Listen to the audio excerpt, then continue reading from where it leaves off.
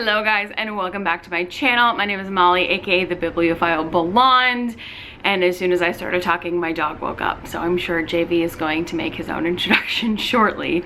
Let's talk about everything that I read in August. I was looking at my story graph, which is the app I use instead of Goodreads to track my reads, and there's JV as promised, and I read 44 books in August, which seems insane, but I feel like I should caveat that there was a huge chunk of novellas. I went through like 2 pretty big series that were like just novellas, so that's a huge chunk of it, but I did do a ton of reading in August. It was like 44 books. I have to say the first duology that I want to talk about is River of Shadows and Crown of Crimson by Karina Halle.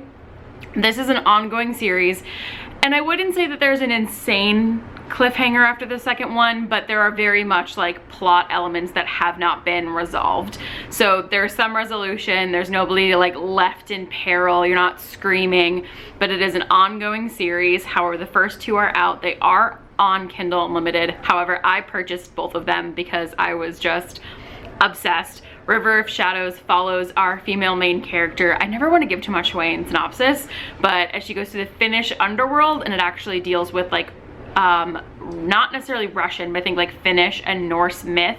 So you know me, I'm all about death gods and death daddies, and we got ourselves another one. So this time it was Tuoni, the Finnish god of the dead, and she said that it has Hades and Persephone vibes. I don't get Hades and Persephone vibes other than he's like an underworld god, so maybe Hades and Persephone, but there was no eating that involved a bargain, and the female main character is not a deity kind of spring or anything related, so I didn't get Hades and Persephone vibes, but surely if you like Hades and Persephone you'll like this one. But big Beauty and the Beast vibes, big. So being like captured with the beast, trading herself for her father, that kind of thing. So these were exquisite. I wouldn't say that they were a slow burn, but absolutely it's not like a mafia romance where it's just nothing but spice from page 1. So excellent spice. There's one scene in the second book that, whew, I was clutching my metaphorical pearls baby. That was so good. I loved it. So definitely check those out. I read those, I devoured them. Some of the other series that I finished on my Kindle, I read the entire Stay a Spell series by Juliet Cross. So that is Don't Hex and Drive, Resting Witch Face. I'm gonna forget the other ones that are so punny and wonderful, but I also devoured these. I think there's, I don't know, I think I read them in like 3 or 4 days. I seriously was reading like a book a day until I finished the series. They're interconnected standalones, so the series is ongoing, but there's no cliffhangers or anything. It follows a sister of witches in New Orleans while they fall in love with vampires, werewolves, ghouls, all the good stuff. So amazing paranormal romance, super cute, really good spice. I feel like Rouge from Don't Hex and Drive immediately shot to the top of my book boyfriend list.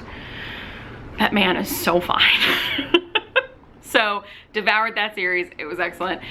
I also finished all on my Kindle the entire Elder Races series, which is one of my favorites, Dragonbound by Thea Harrison. I have recommended all the time. If you have a Crescent City hangover and you are looking for something that is urban fantasy, if you are looking for something that is going to be, again, like that fantasy that's set in a cityscape with like tons of different creatures and like a human main character kind of vibe, so very much similar setups to Crescent City, Thea Harrison and her entire Elder Races series is like so good for that. I've talked with some of my friends before and we feel like they're super different, but like I feel like Sarah J Maas totally was like probably a fan of Thea's and was like, oh my god, yeah, contemporary urban fantasy is awesome, I'm gonna do one with Crescent City. So Dragonbound is the first one that involves a dragon shifter, and there are 9 books total. They are all interconnected standalones. I really do recommend going in order though, because you could absolutely kind of pick and choose. You totally could, and again, they're interconnected standalones, so you could pick up any book and it will make sense compared to the other ones, but the world building is going to be so much better if you are going in order. And then there's like not spoilers, because And that's the other thing. I get asked all the time because I have a series of interconnected standalones out there, and people say, well, can I just read the one? Like, you absolutely can, but like it will spoil stuff from the other books for you. Like, you know kind of what happens to the villains in the other books. It's referenced. You know that the couples get together, which is like kind of obvious in a romance. You know that the couples will get together, but there's just like some spoilers. So yes, they're interconnected standalones, but again, for the best world building, follow the author's intuition. It's their world. Read them in order. So Thea Harrison's great. I finished that series. I think I was 3 or 4 books into it. So and there's 9. So I finished like 4 or 5, and they were just excellent. They're so good. She also has, and this is where a bunch of my novellas came in. She has an ebook bundle where there's like 12 novellas from the series. Some of them are from the characters in the main series, and some of them are just totally different side characters, just like other stories in the book. So that was fantastic as well.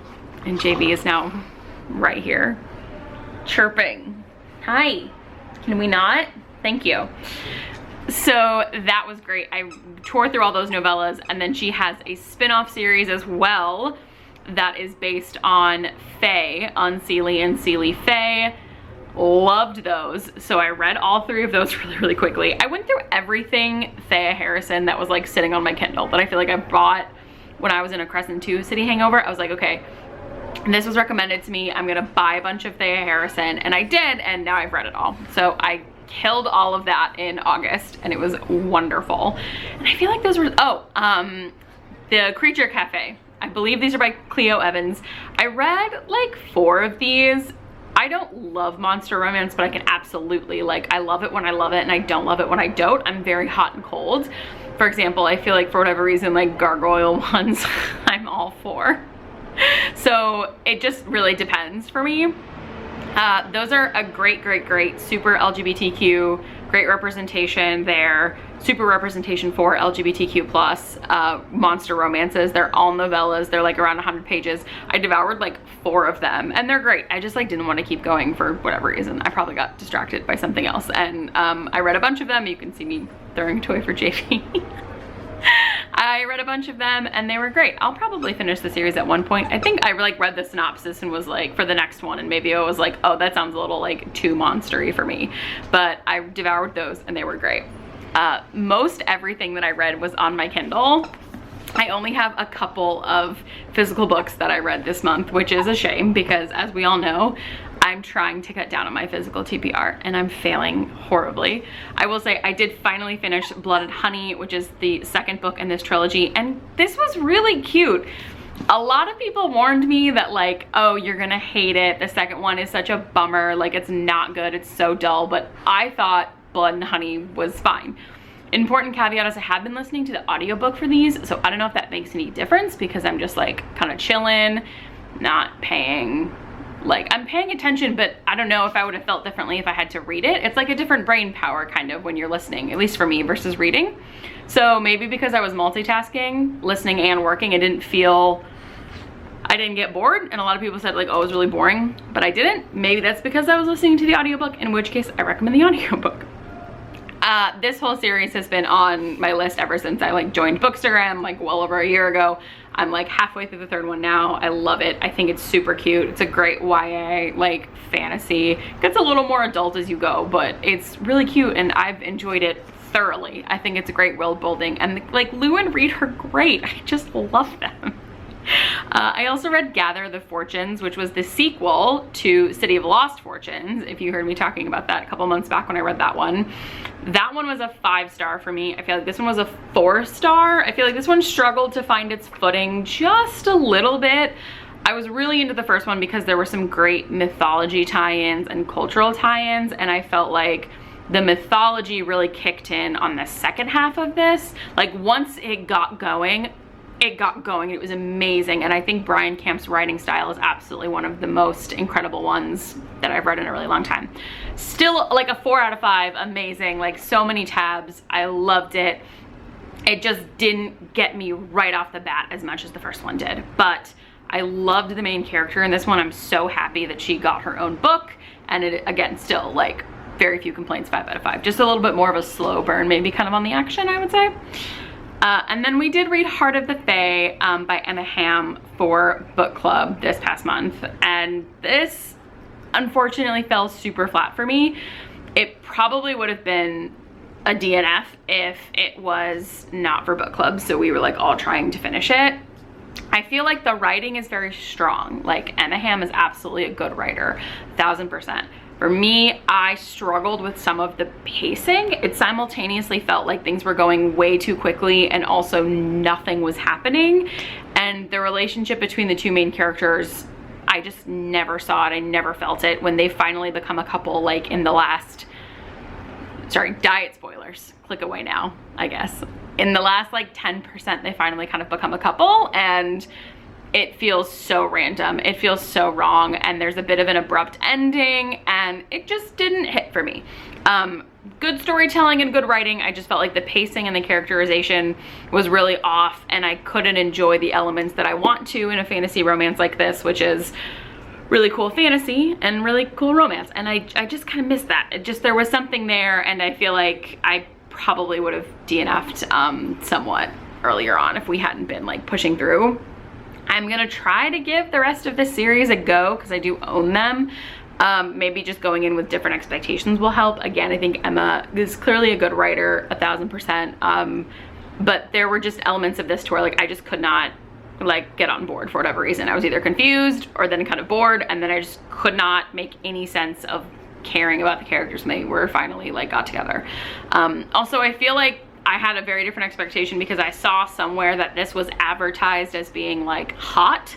Like, I think the word steamy or hot was used in an advertisement for this book, and there was like one sex scene, which is fine. I'm not critiquing a book for the amount of spice. I just feel like I had a different expectation going in, and that's where marketing can kind of like set you up for failure, because I was ready for one thing, so then when I didn't get it, I was like automatically disappointed, even though it's not necessarily fair to be disappointed in a book because there wasn't more spice. That's not like a fair, necessary like critique, I guess, you know what I'm saying? Like that's not, you can't say like, oh, I just wish there was more spice. I mean, you could absolutely say that about a book, but I just feel like I was looking for more of a like kind of maybe almost an Alyssa Thorne kind of book of like really good fantasy, really good magic, really great romance. And she definitely knows her stuff about Celtic mythology. Lots of great uses of Celtic mythology. But again, just plot felt really scatterbrained and confusing in its pacing. It was like super fast and then super slow. I just couldn't get on board with any of the characters. I am gonna keep going though. I'm gonna keep going because I know they're really well rated, and maybe I just went in with weird expectations. So at some point I'll probably keep trying the series, but the first one was just almost a DNF for me, and I think everybody I talked to in book club kind of felt the same, but again, who knows? So there were 44 books in August. I think my favorite was probably Elfshot by Alyssa Thorne, which you guys know that I read. Absolutely, hands down, probably the best for sure. Up there with Wolf of the Sands as well by Amy Quiverlane, and probably those two are tied, Elfshot and Wolf of the Sands by Alyssa and Amy respectively. So those are my favorites. I will try to link everything down below, but I gotta track down all 44 because that is a lot. And you guys let me know what your favorite book in August was. If I've read anything that you read, if you had a different opinion, let me know your thoughts in the comments below, and I will see you next time.